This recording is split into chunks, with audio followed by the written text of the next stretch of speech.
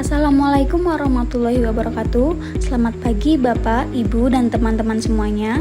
Perkenalkan, saya Megi Enten Lestari dengan NIM P137434324325049. Pada kesempatan kali ini, saya akan mempresentasikan tugas individu pada mata kuliah imunoserologi, yaitu pada praktikum pertemuan ke-12 dengan judul pemecatan imunohistokimia atau biasa disebut dengan IHK.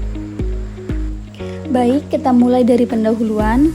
Imunohistokimia adalah suatu metode pewarnaan dengan jaringan yang digunakan untuk mendeteksi antigen atau protein tertentu di dalam jaringan tubuh manusia. Teknik ini bekerja dengan cara menggabungkan prinsip imunologi dan histologi, di mana antibodi digunakan untuk mengenali antigen spesifik di jaringan. Hasil reaksi antara antigen dan antibodi kemudian ditandai dengan enzim pewarna yang menghasilkan warna pada lokasi antigen tersebut. Sebagai contoh, kalau suatu sel memiliki antigen tertentu, maka bagian itu akan tampak berwarna coklat atau merah di bawah mikroskop, tergantung jenis enzim atau substrat yang digunakan. Metode ini menggunakan antibodi yang diberi label dengan enzim seperti enzim peroksidase atau alkali fosfatase, yang nantinya akan bereaksi dengan zat pewarna sehingga terlihat jelas di lokasi antigen. Dalam dunia laboratorium medis, teknik imunohistokimia banyak digunakan untuk mendiagnosis jenis kanker, misalnya dengan menilai ekspresi protein HER2, P53, dan Ki67. Selain itu, metode ini juga digunakan untuk mendeteksi infeksi mikroorganisme seperti Helicobacter pylori dan untuk penelitian ekspresi protein serta biomarker penyakit. Jadi, secara singkat, imunohistokimia adalah kombinasi antara ilmu imunologi, histologi, dan kimia enzimatik untuk melihat apakah suatu protein terdapat di jaringan tertentu. Selanjutnya adalah tujuan pemeriksaan IHK. Tujuannya adalah mendeteksi dan memvisualisasikan antigen spesifik dalam jaringan biologis. Dengan IHK kita bisa tahu jenis sel, jenis tumor, atau kelainan apa yang sedang terjadi di dalam jaringan tubuh. Secara lebih rinci, IHK digunakan untuk beberapa hal penting. Yang pertama, untuk diagnosis penyakit dan tumor. Misalnya, sitokeratin akan positif pada sel epitel, sedangkan vimentin positif pada sel mesenkim. Selain itu, ekspresi P53 juga sering digunakan untuk mendeteksi mutasi gen penekan tumor pada berbagai jenis kanker. Yang kedua, untuk menentukan prognosis dan pilihan terapi. Sebagai contoh, ekspresi protein HER2 pada kanker payudara dapat menentukan apakah pasien cocok menerima terapi trastuzumab. Yang ketiga, identifikasi mikroorganisme seperti mendeteksi bakteri atau virus tertentu yang bersembunyi di jaringan. Dan yang terakhir, digunakan dalam penelitian biomarker, yaitu untuk mempelajari ekspresi protein yang berhubungan dengan penyakit tertentu. Dengan kata lain, imunohistokimia membantu dokter dan peneliti untuk melihat apa yang terjadi di tingkat molekuler dalam jaringan tubuh manusia. Sekarang kita masuk ke dalam prinsip pemeriksaan IHK. Prinsipnya sederhana, yaitu interaksi spesifik antara antigen dan antibodi. Antibodi akan mencari dan menempel pada antigen yang sesuai. Kemudian, kompleks antigen antibodi ini akan diberi label enzim yang dapat menghasilkan warna saat bereaksi dengan substrat. Ada dua metode utama dalam IHK. Yang pertama adalah metode langsung atau direct method. Pada metode ini, antibodi primer langsung diberi label enzim. Hasilnya cepat, tetapi sensitivitasnya rendah karena hanya satu tahap ikatan. Yang kedua adalah metode tidak langsung atau indirect method. Metode ini menggunakan dua jenis antibodi primer dan antibodi sekunder yang membawa enzim. Hasilnya lebih kuat dan lebih umum digunakan di laboratorium karena amplifikasi sinyalnya lebih baik. Sebagai contoh, antibodi sekunder dengan enzim horseradis peroksidase akan bereaksi dengan diaminobenzedin dan menghasilkan warna coklat di lokasi antigen yang dituju. Jadi, warna inilah yang akan kita lihat di bawah mikroskop sebagai hasil yang positif. Pada pemeriksaan imunohistokimia, alat dan bahan yang digunakan cukup banyak karena prosesnya melibatkan tahap deparafinisasi, penetesan reagen, inkubasi, hingga pewarnaan. Beberapa alat utama yang digunakan antara lain mikrotom untuk memotong jaringan parafin menjadi irisan tipis, mikroskop cahaya untuk melihat hasil pewarnaan, inkubator suhu 37 derajat Celcius untuk proses reaksi enzim, rak pewarnaan, pipet atau mikropipet, timer, serta water bath untuk merendam slide. Dan tentu saja ada slide holder dan botol reagen untuk menampung bahan pewarna. Sedangkan bahan-bahan yang digunakan meliputi blok parafin yang berisi jaringan, antibodi primer dan sekunder, serum blocking untuk mencegah reaksi non-spesifik, buffer PBS atau fosfat perfit salin, substrat kromogen DAB atau AIC sebagai pembentuk warna, hematoksilin untuk pewarna latar belakang jaringan, silol dan etanol bertingkat untuk proses deparafinisasi, serta mounting medium, dan cover glass untuk menutupi hasil akhir. Selanjutnya akan ditayangkan video praktikum mengenai prosedur kerja pengecatan imunohistokimia. Selamat menonton dan semoga bisa dipahami ya.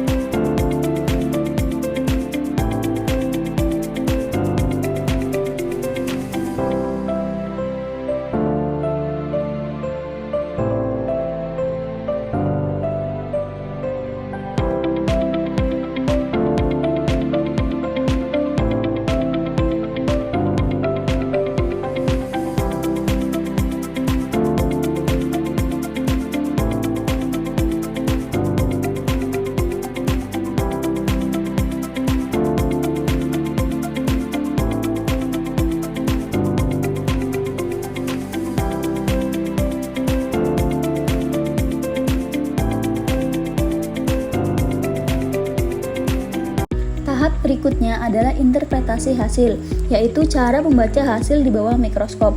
Dalam imunohistokimia, kita menilai hasil berdasarkan lokasi pewarnaan, intensitas warna, dan seberapa banyak sel yang positif. Jika warna muncul di membran sel, contohnya pada pemeriksaan HER2 atau EGFR, maka berarti antigen berada di permukaan sel. Jika warna ada di sitoplasma, misalnya pada vimentin atau sitokeratin, berarti antigen berada dalam cairan sel. Sedangkan jika warna muncul di nukleus atau inti sel, contohnya pada PEL53 dan Ki67, maka antigen berada dalam inti sel tersebut. Untuk P53 sendiri, hasil positif menunjukkan bahwa protein menekan tumor ini diekspresikan. Namun, jika pewarnaannya terlalu kuat dan menyebar, justru menandakan mutasi gen P53, yang berarti fungsi pengendalian pertumbuhan selnya terganggu, dan ini sering dijumpai pada sel kanker.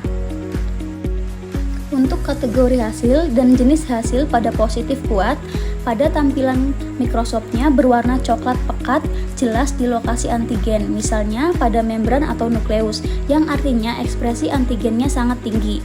Dan jenis hasil positif lemah pada tampilan mikroskopnya warnanya coklat samar, yang artinya ekspresinya rendah. Sedangkan pada jenis hasil positif pada tampilan mikroskopnya tidak tampak pewarnaan, yang artinya tidak ada antigen target. Setiap metode laboratorium memiliki kelebihan dan kekurangannya. Begitu juga dengan pemeriksaan imunohistokimia. Keunggulannya, IHK sangat spesifik karena antibodi hanya akan menempel pada antigen yang sesuai. Hasilnya juga visual, artinya kita bisa melihat langsung lokasi antigen di jaringan. Selain itu, teknik ini bisa diterapkan di berbagai jenis jaringan dan digunakan untuk diagnosis maupun penelitian. Namun, ada juga keterbatasannya, di mana interpretasi hasilnya bisa subjektif, tergantung pengalaman pemeriksa. Sensitivitas hasilnya juga tergantung pada kualitas antibodi dan metode fiksasi jaringan. Prosedurnya cukup panjang dan juga cukup rumit, serta bisa terjadi reaksi silang atau cross reactivity yang menimbulkan hasil positif palsu. Oleh karena itu, perlu kontrol positif dan negatif agar hasilnya benar-benar akurat. Materi ini disusun berdasarkan berbagai sumber ilmiah terpercaya seperti e-book atau jurnal yang sudah saya lampirkan. Sebagai penutup, dapat saya simpulkan bahwa imunohistokimia adalah metode yang sangat penting di laboratorium diagnostik karena mampu menggabungkan reaksi imunologi dan histologi untuk mendeteksi antigen spesifik di jaringan. Teknik ini berperan besar dalam diagnosis kanker, penelitian biomarker, dan terapi target, terutama dengan menggunakan marker seperti HER2, Ki67, dan P53. Dengan IHK, kita tidak hanya melihat jaringan secara morfologi, tetapi juga memahami bagaimana fungsi molekul dan protein di balik proses penyakit.